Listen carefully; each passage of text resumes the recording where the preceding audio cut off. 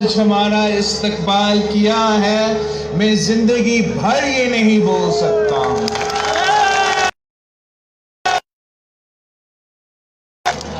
सबसे पहले ईद मुबारक कहना चाहूंगा। ये मेरा खुशकिस्मती है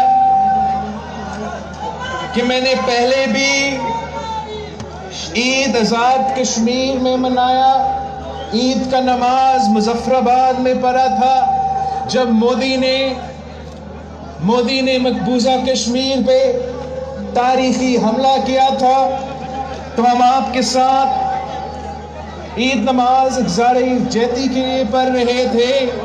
तो फिर आज ईद की तीसरी दिन में अपने बाग के अवाम के साथ गुजार रहा हूँ।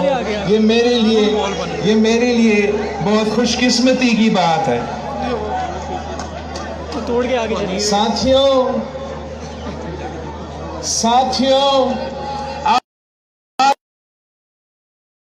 हमने पूरे पाकिस्तान को एक पैगाम भेजा है कि हाँ, वज़ीर आज़म साहब भी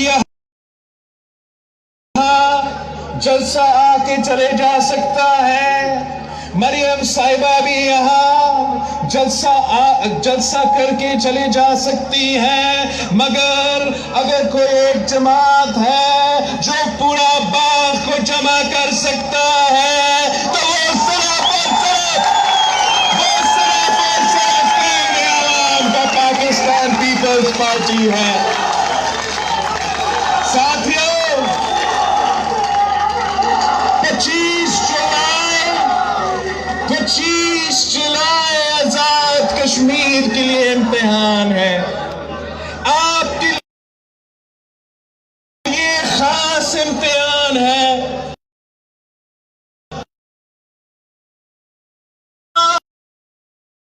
3 सीट जो है वो तीर के होंगे, पाकिस्तान पीपल्स पार्टी के होंगे, ज्यादा मुत्तहद होंगे।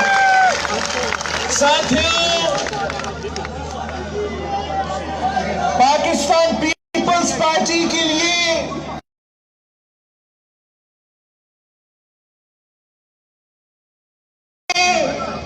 बहुत ही जरूरी है कि आप हमारे सारे के सारे उम्मीदवारों को मुंतखब करवा दें। मुझे सरदार कमर ज़मान की एक्सपीरियंस की जरूरत है।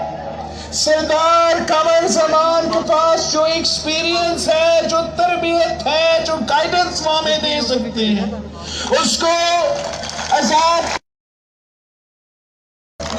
और सरदार जिया कमर साहब जो मेरा भाई है, जो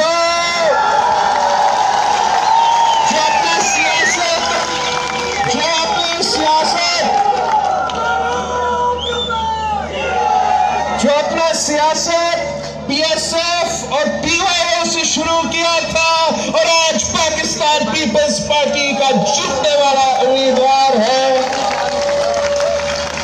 और राजा खबर क्यूम साहब को आप सब ने मुंतखब करवा कर मेरे उम्मीदवार को आपने मुंतखब करवाना है। अगर हमारे बुजुर्ग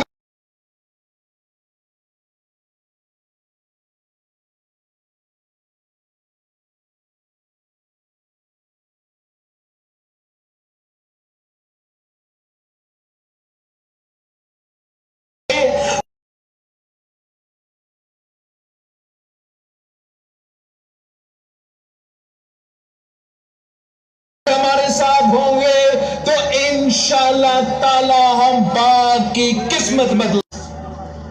पाकिस्तान पीपल्स पार्टी और आपका 3 नस्लों का रिश्ता है।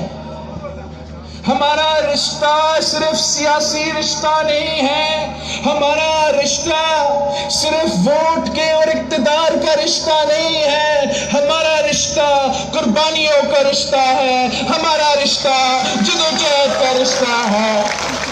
जहां मैं कहता हूं कि बाग के अवाम, बाग के सरजमीन शहीदों की सरजमीन है, बाग के सरजमीन गाजियों की सरजमीन है। यहाँ के अवाम ने सरजमीन की आजादी के लिए कुर्बानी दी है, तो वहां यहाँ के अवाम ने, बाग के जियालों ने शहीद मोहतरमा बेनजीर भुट्टो का इस्तकबाल करते हुए सानी में आंच नहीं आने दिया। मैं